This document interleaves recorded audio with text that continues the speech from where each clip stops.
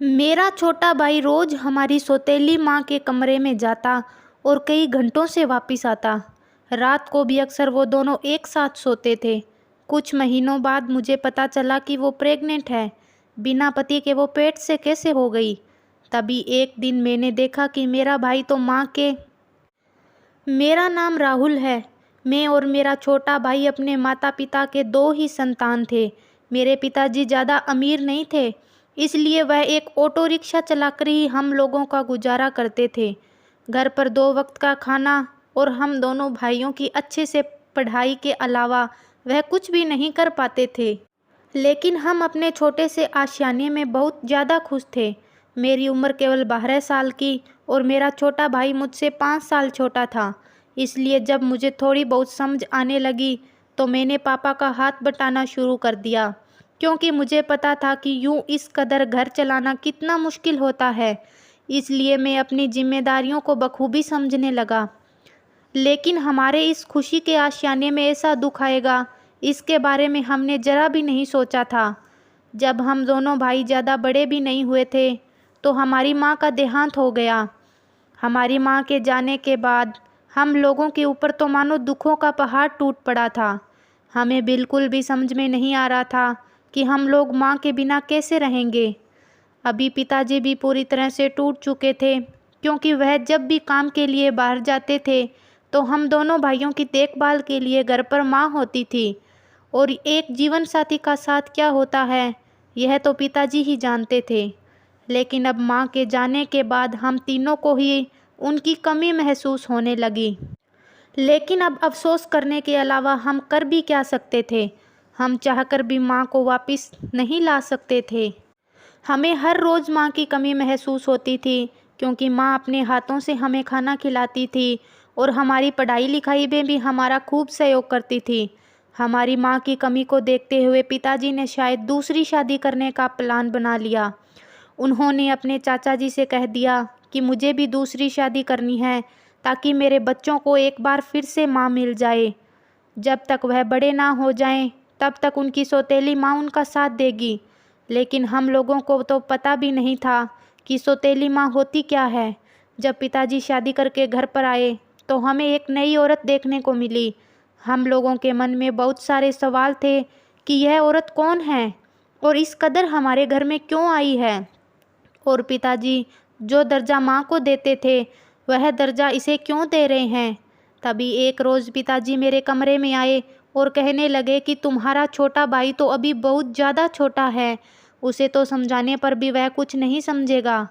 लेकिन तुझे थोड़ी बहुत समझ है, इसलिए तुझे बता रहा हूँ कि मैंने दूसरी शादी कर ली है और यह तुम्हारी माँ है। यह बहुत ही संस्कारी और अच्छी है, हर समय तुम्हारा ख्याल रखती। तुम इसे अपनी माँ से कम मत समझना, हमेशा इसकी बात को मानना और जैसे तुम अपनी माँ की इज्जत करते थे वैसे ही इसकी इज्जत करना। शायद मैं उनकी बातों को ज़्यादा गहराई से तो नहीं समझ पा रहा था, लेकिन मुझे इतना ज़रूर समझ में आ गया था कि शायद हो सकता है कि यह औरत हमारी माँ की कमी को पूरी कर दे। अपनी माँ की जगह किसी और को देना किसी के बस की बात नहीं होती, लेकिन हम लोगों के पास कोई और चारा नहीं था। इसलिए हर समय हम दोनों भाई ही उन्हें माँ मानने लगे और उनके आगे पीछे घूमने लगे। शुरू शुरू में तो उनका व्यवहार हम लोगों के प्रति बहुत अच्छा था, बिल्कुल माँ के जैसे ही हमारी देखभाल करती थी। लेकिन हम लोगों ने उन्हें माँ मानने लगे और हमेशा ही उनके साथ अपनी हर बातें शेयर करने लगे। लेकिन कुछ दिनों के बाद में मैं देखता हूँ कि उनके व्यवहार में थोड़ा बदलाव आ गया है। वह थोड़ी गुस्सेपन से हमारे साथ बोलती है और हम लोगों का ध्यान भी नहीं रखती है। हमें समझ में नहीं आ रहा था कि आखिर इनका व्यवहार इतना बदल क्यों गया है। तभी एक रोज़ मैंने अपने पिताजी से बात करनी चाहिए। जब मैंने यह सब बातें पिताजी से कही तो उन्होंने कहा कि बेटा, इस सब का यह कारण है कि ये एक अमीर घराने से हैं और इसकी शादी मेरे साथ इसलिए हो गई क्योंकि इसके पिताजी मेरे चाचा जी के अच्छे दोस्त हैं और अपने दोस्त की बात रखने के लिए उन्होंने मेरे साथ शादी कर दी। अब मैं जो काम करता हूँ उससे तो गुजारा भी नहीं हो पाता, क्योंकि तुम लोग भी बड़ी क्लास में पढ़ाई करने लगे हो। तुम लोगों का खर्चा बढ़ गया है, इसलिए मुझे लगता है कि मुझे दूसरे शहर में जाकर ही कमाई करनी पड़ेगी। मैं उनकी बातों को ज़्यादा समझ नहीं पाया। तभी पिताजी ने मेरे सर पर हाथ रखा और कहा कि तू अब बड़ा हो गया है और तुझे तेरी जिम्मेदारियों का भी पता है। इसलिए मैं दिल्ली कमाई करने के लिए जा रहा हूँ। वहाँ पर कोई अच्छी कंपनी में काम ढूंढ लूँगा और समय समय पर तुम लोगों के पास पैसे भेजता रहूँगा। और हाँ, कभी कभार छुट्टी होगी तो मैं यहाँ पर आ जाया करूँगा। इसलिए तुम अपनी माँ का प्रॉपर ख्याल रखना, उन्हें किसी भी चीज़ की कमी नहीं आने देना और ना ही उन्हें तंग करना। हमेशा उनकी हर बात मानना। मेरे पिताजी के हर बातों का हाँ में गर्दन हिला दी और पिताजी काम करने के लिए निकल गए। अब ऐसे ही दिन निकलते गए। अब मेरी उम्र 21 साल हो चुकी थी और मेरा छोटा भाई 16 साल का हो चुका था।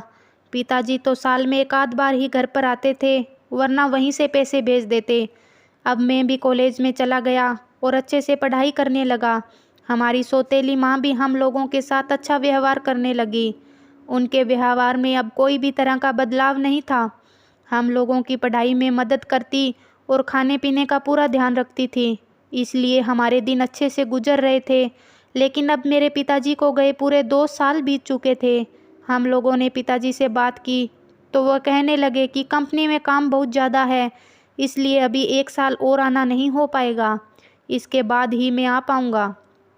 खैर, हम लोगों ने बोल दिया कि कोई बात नहीं, आप जब आना चाहें तब आ जाना। लेकिन कुछ दिनों से मेरे मन में एक अजीब सा शक चल रहा था।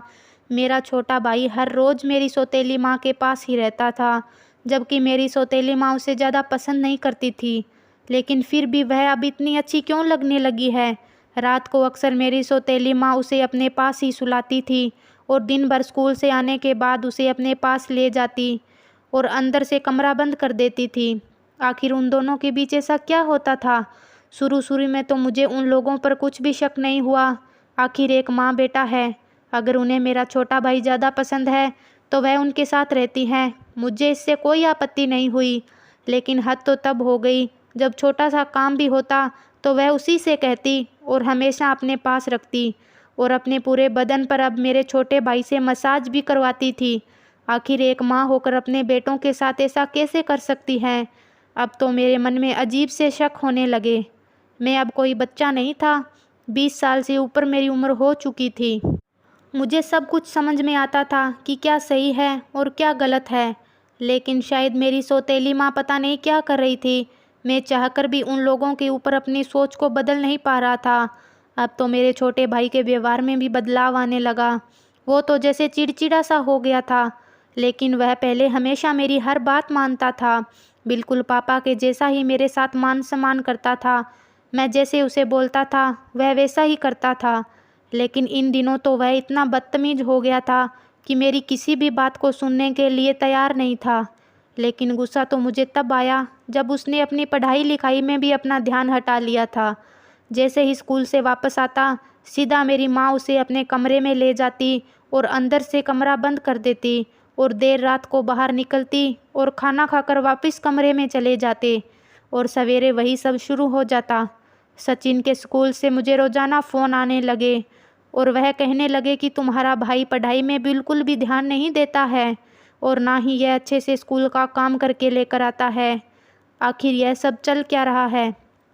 लेकिन मैं उनके टीचर को क्या जवाब दूं, क्योंकि इस चीज़ का तो मुझे खुद पता नहीं था कि आखिर उसके मन में चल क्या रहा है।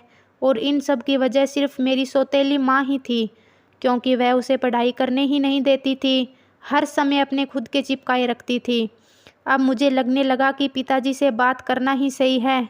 तभी मैंने एक रोज़ पिताजी को फ़ोन किया, लेकिन पिताजी के सामने से बात सुनकर मैं उन्हें कुछ भी नहीं बता पाया, क्योंकि मैं नहीं चाहता था कि वह किसी भी तरह से परेशान हो। पिताजी कहने लगे कि इधर काम का बोझ भी ज़्यादा बढ़ गया है, इसलिए मेरी तबीयत ठीक नहीं रहती है।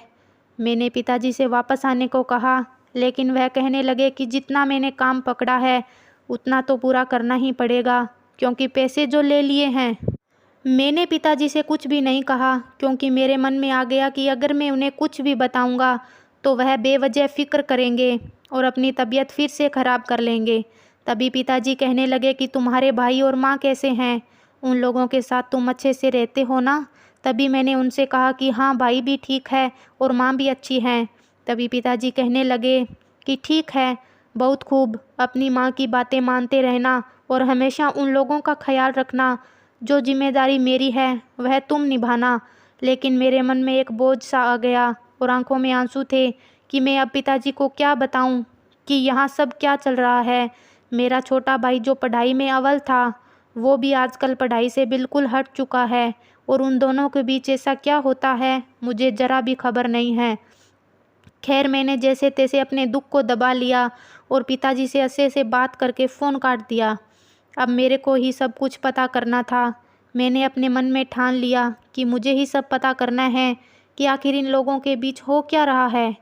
तभी एक रोज़ मैं कॉलेज से घर पर वापस आया तो मेरे एक दोस्त का फ़ोन आ गया। वह कहने लगा कि मैं किसी काम से बाहर जा रहा था, इसलिए मेरी बहन का फ़ोन आ गया।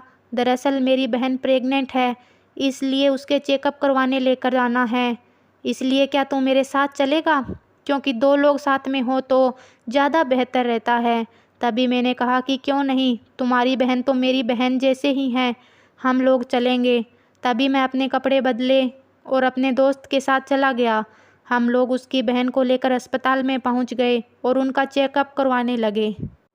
चेकअप करवाने के बाद जैसे ही मैं हॉस्पिटल के बाहर जाकर गाड़ी में चलने लगा तो मैंने देखा कि मेरी माँ और मेरे भाई भी उस हॉस्पिटल से बाहर निकल रहे थे। मेरे तो दिमाग में कुछ भी नहीं आ रहा था कि आखिर वह दोनों इस हॉस्पिटल में क्या कर रहे हैं। यह हॉस्पिटल तो एक गर्भवती महिलाओं का है और इनमें उन लोगों का क्या काम। और मेरे पिताजी 2 साल से इस घर में नहीं आए, तो यह सब क्या हो रहा है। और अगर किसी को चोट लगती है तो इस हॉस्पिटल में चोट लगने वाले का तो कोई काम ही नहीं है, क्योंकि यह सिर्फ गर्भवती महिलाओं का ही है। मैं झट से गाड़ी में बैठ गया और उन लोगों का ध्यान भी इधर खींच लिया, क्योंकि मैं नहीं चाहता था कि मेरे दोस्त और उनकी बहन भी मेरी माँ और मेरे भाई को इस कदर इस हॉस्पिटल में देखे, क्योंकि फिर वह 1000 सवाल करेंगे और उन सवालों के मैं जवाब कैसे दे पाऊँगा। खैर, मैं उन लोगों को घर पर छोड़कर वापस घर आ गया। मेरा मन था कि मैं सब कुछ उनसे जान लूं, लेकिन मुझे मौका भी नहीं मिल रहा था। तभी मैंने मौका पाकर अपने छोटे भाई को गार्डन में लेकर गया और उसे सब कुछ पूछने लगा। तभी वह कहने लगा कि ऐसी कोई बात नहीं है, वह मेरी माँ है और जब से हमारी माँ गई है उसके बाद से उन्होंने ही तो हमारा देखभाल की है, हमारा हर तरह से ख्याल रखते हैं। अब क्या तुम्हें अच्छा नहीं लगता कि माँ मेरा अच्छे से ख्याल रखती हो? उसकी ऐसी बातें सुनकर तो मैं बिल्कुल टूट सा गया। मैं कुछ ना बोला और अपना सिर पकड़कर वहीं पर बैठ गया। कुछ देर बाद घर पर आ गया। अब तो मेरे मन में सिर्फ यही सवाल चल रहा था कि मेरा भाई इतना बदल कैसे गया। इससे बड़ा भी दुखी हो रहा था कि उस हॉस्पिटल में यह लोग क्या करने गए थे। अब मैं हॉस्पिटल में जाकर भी पता नहीं करवा सकता, क्योंकि वहाँ जाकर मैं छानबीन कर लूँगा तो वह लोग पता नहीं मेरे बारे में क्या सोचेंगे। और अगर कुछ ना पता चलेगा तो भी सब लोगों को पता चल जाएगा। इसलिए मैंने बात को ज़्यादा बाहर नहीं निकाला, बस अपने ही मन में सोचने लगा कि कैसे पता करूं। तभी एक रोज़ मैं कुछ ज़रूरी फाइलें ढूंढ रहा था। स्टोर रूम में जाकर मैं इधर उधर सामान बिखेरने लगा, क्योंकि मेरी फ़ाइल नहीं मिल रही थी। इसलिए तभी अचानक मेरे सामने एक रिपोर्ट आ गई। मैंने वो रिपोर्ट देखी और मन में सोचने लगा कि पता नहीं ये किसकी रिपोर्ट है। हमारे घर में तो कोई बीमार भी नहीं हुआ, ना तो कभी माँ बीमार हुई और ना ही पिताजी, फिर ऐसी रिपोर्ट कहाँ से आ गई। तभी मैंने रिपोर्ट को खोलकर देखा तो उसे देखने के बाद तो मेरी रूह कांप गई। मैं तो कुछ समझ में भी नहीं आ रहा था। मेरा पूरा शरीर पसीने से लथपथ हो गया। मेरी आंखों में भी आंसू आ गए, क्योंकि उस रिपोर्ट में साफ साफ दिखाई दे रहा था कि मेरी सौतेली माँ प्रेग्नेंट है और कुछ दिनों पहले ही उन्होंने अपना अबॉर्शन करवाया है। आखिर यह सब क्या हो रहा था? मेरे पिताजी को आए 2 साल हो गए थे। उन्होंने तो मेरी माँ को अच्छे से देखा भी नहीं, लेकिन मेरी माँ प्रेग्नेंट कैसे हो गई और वह भी अबॉर्शन भी करवा लिया। अब मुझे समझ में आ चुका था कि वह उस दिन उस हॉस्पिटल में क्या करने गए थे। हो सकता है कि वह बच्चों के हॉस्पिटल में सिर्फ यही करवाने के लिए गए होंगे। आखिर यह बच्चा किसका था और इन सब के बीच चल क्या रहा था? मुझे मेरी सौतेली माँ का नेचर बिल्कुल भी ठीक नहीं लगा। मेरे मन में यही डर था कि पता नहीं मेरे भाई इन सब के बीच कहाँ फंस गया है, कहीं कोई मुसीबत में तो नहीं है। आखिर यह सब चल क्या रहा है, मैं कुछ भी समझ नहीं पा रहा था। मैंने वहाँ से रिपोर्ट उठाई और सीधा अपने कमरे में आकर रख दी, ताकि कल को अगर मुझे कोई सबूत देना पड़े तो मैं दे सकूं। मैंने वह रिपोर्ट अपने कमरे में ही छुपा दी। उसके बाद मैंने ठान लिया कि मैं इन लोगों के सच का पता लगा कर रहूँगा। एक दिन मैंने सोचा कि इनके कमरे में छुपकर देखा जाए कि क्या होता है। तभी दूसरे दिन मैं उनके कमरे में छुपकर बैठ गया। थोड़ी देर बाद मेरा छोटा भाई और माँ कमरे में आए और मेरी माँ अपने कमरे का पीछे का दरवाज़ा खोलती है और एक आदमी को अंदर बुलाती है। मेरे कुछ भी समझ में नहीं आ रहा था कि ये आदमी कौन है। तभी मेरी माँ मेरे भाई के बाल पकड़कर पीछे के दरवाजे से बाहर भेज देती है और उस आदमी के साथ लिपट जाती हैं। अब मुझसे और न देखा गया और मैं बाहर निकल गया। मुझे वहाँ देखकर वो घबरा से गए और मेरी तरफ वार करने लगे। तभी अचानक पिताजी आ गए और पुलिस भी साथ में ही थी। तभी उस सौतेली माँ ने हाथ जोड़ लिए और कहा कि ये मेरा आशिक है। घर वालों ने ज़बरदस्ती इस इंसान से मेरी शादी कर दी, जो पहले शादीशुदा था। जब मैंने सोचा कि ये बाहर कमाई करने चला जाएगा तो मैं इसका फ़ायदा उठाऊंगी, सचिन को कमरे में ले आती और हमेशा साथ में रखती, ताकि किसी को शक न हो, और सचिन को डरा देती कि किसी को बताया तो तुम्हारे भाई और पापा को मार दूंगी। उसके बाद जब मेरा आशिक आ जाता तो सचिन को कमरे से बाहर भेज देती और इस तरह मैं चोरी छुपे ये सब करती। तभी पिताजी बोले कि वो तो मैं तुम लोगों को सरप्राइज़ देने के लिए अचानक आ गया, आकर देखा तो तुम ये कर रही थी और मैंने फिर फ़ौरन पुलिस बुला ली, वरना तुम क्या कर देती मेरे बेटे के साथ। अब पुलिस उन्हें गिरफ्तार करके ले गई और हम दोनों भाई पापा के गले लग गए और सोचने लगे कि कोई इतना घटिया कैसे हो सकता है। तो दोस्तों, आपको यह कहानी कैसी लगी कमेंट में ज़रूर बताना और मेरे चैनल को लाइक, सब्सक्राइब और शेयर करें। साथ ही साथ आपके दाहिनी तरफ वो बेल आइकन है, उसको प्रेस करके ऑल पर सेट करें। मिलते हैं अगली कहानी में। धन्यवाद।